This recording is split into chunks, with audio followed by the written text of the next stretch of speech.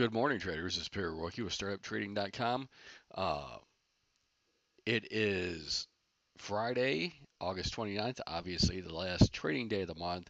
Uh, and obviously, Monday is the holiday, right? So we will get into it. And those of you that are here probably want to make it a shorter day as liquidity will probably get lighter in the afternoon, which could help you or hurt you, right? You could get some jumpiness in the indexes a little bit more than normal. Just because of lack of liquidity, it's easier for institutions and very large players to sweep the board for no reason at all other than that they can. So, with that being said, uh, you know, normally going into a long weekend, so watch the VIX. Uh, they're selling uh, time, right? Monday, the market's not open, they got to sell that time. Normally, that'll be done, which puts either a floor or a small bid uh, under the market, all things being equal, that little bit of bid can be just a further push, right? Or that floor can be just to keep it from going down a little bit uh, faster, right? It slows down the down movement. So with that said, let's get into it. Yesterday I did, and I apologize. I had the 1 day expected move on the NQ and the ES on my charts.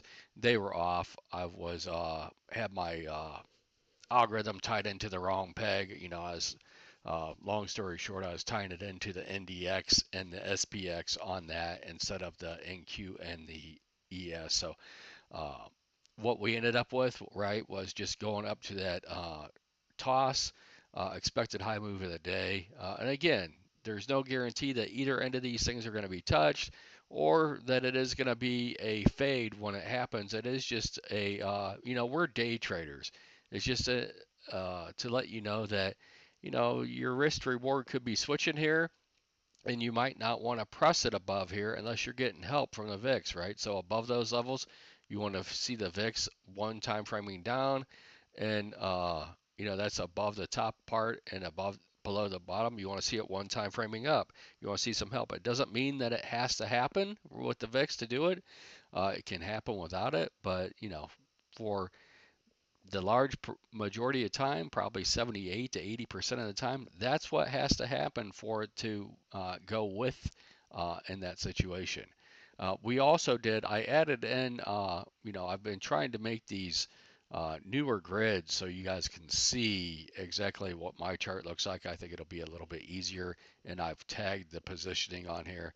So I did add in also the JPM short strike that expires September 30th, right? So in a month from now, uh, that is the short strike, meaning the people that are in that product, they make no money, right? They stop making money to the upside at 65.05, and any close above there on September 30th, they make zero money.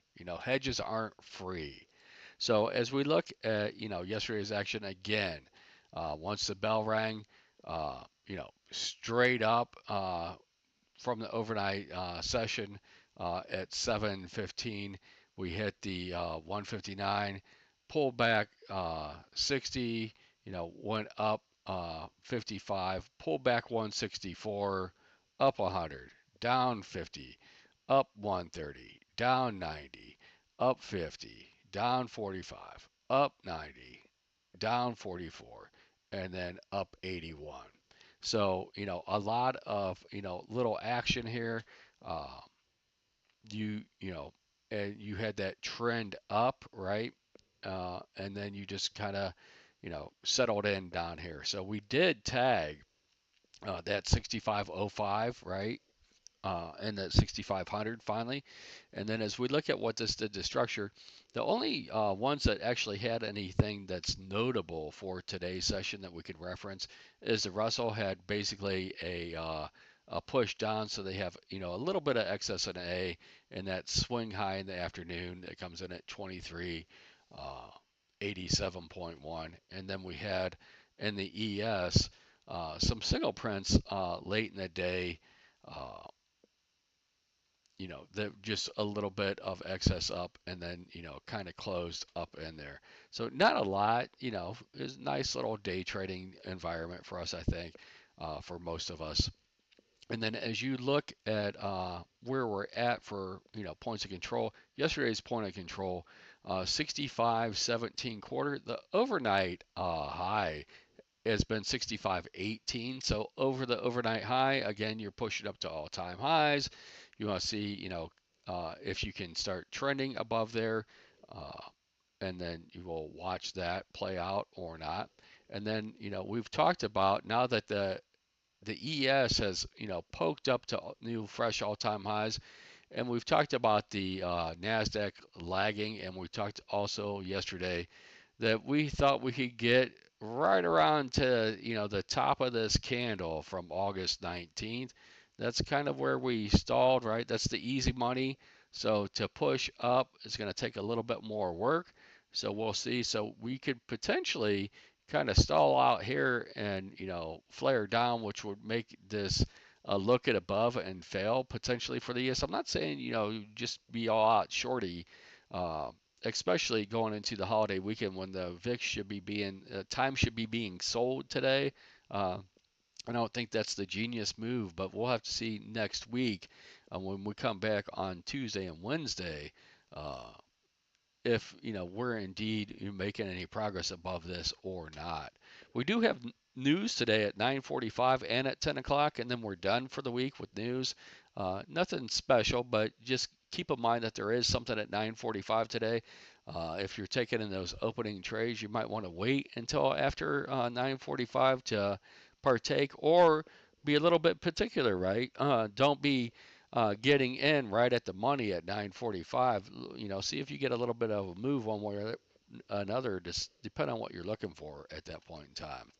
So as we look at the overnight session, you got the Russell that looked below yesterday's low, bell low, and then the rest of them have not, right? They're just kind of basically went down to value area low, kind of got a little bit of a bid, and then we'll see. Again, these single prints are going to be your marker for the upside. To be honest with you, I think there's a probably 97% chance we get a gap fill at some point in time today.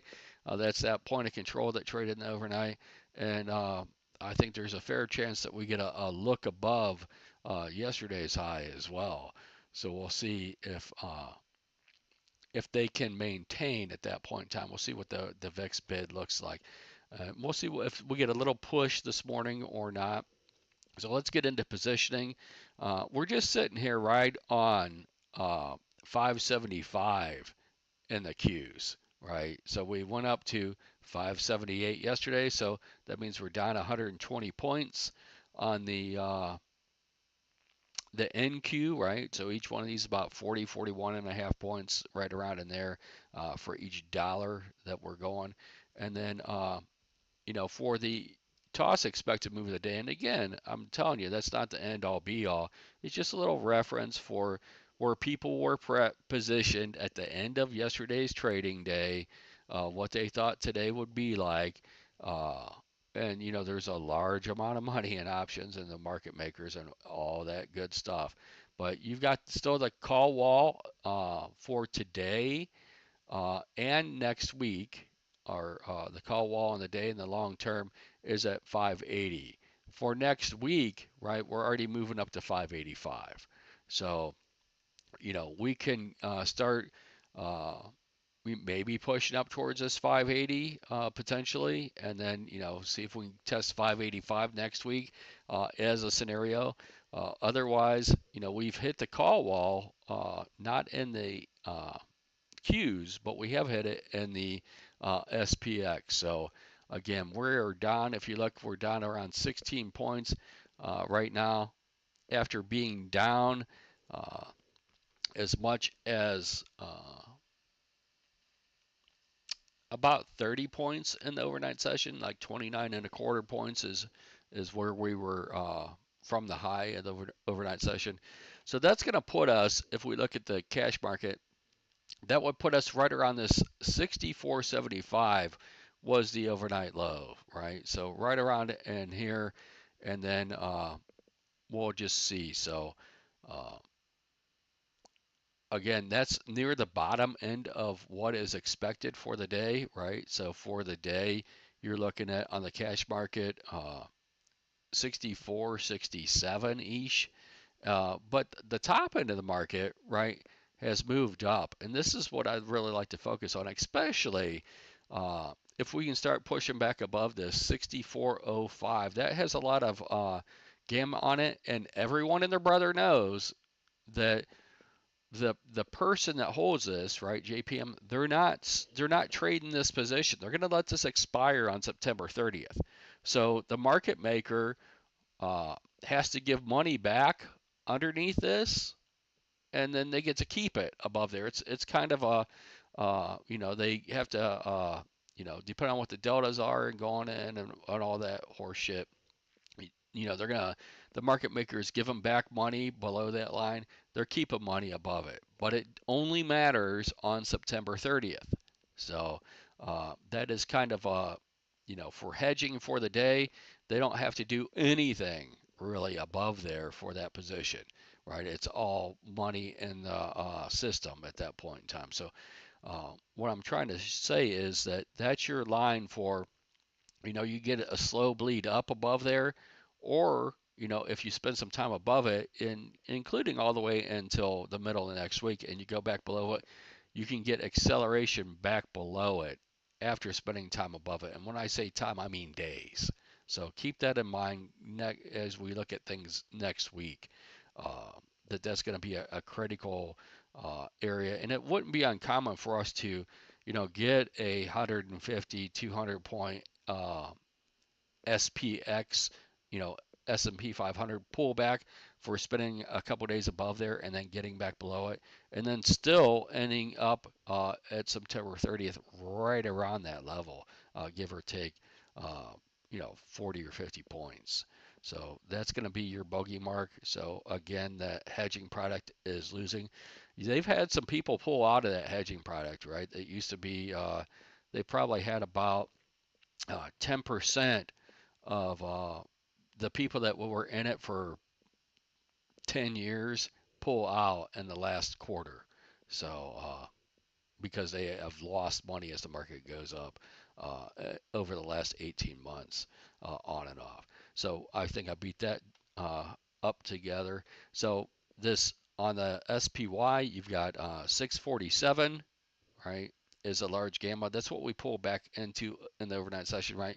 We went down to 646 half, which would be basically 5 points on the ES below that level. So 5 points above the overnight low is that. And again, you're still looking at right around that 64.75. So we only come back 25 points. So I guess what I'm saying is if you want to see, what the realm of possibilities is for today, you know, down to 45 and up to 52, right? So as we look at the ES, you're looking at basically from 64.81 up to 65.52. That's the potential range for the day. It doesn't mean it's going to play, but that's the potential range. And for the NQ, you're looking at basically down to around 23,575 and up.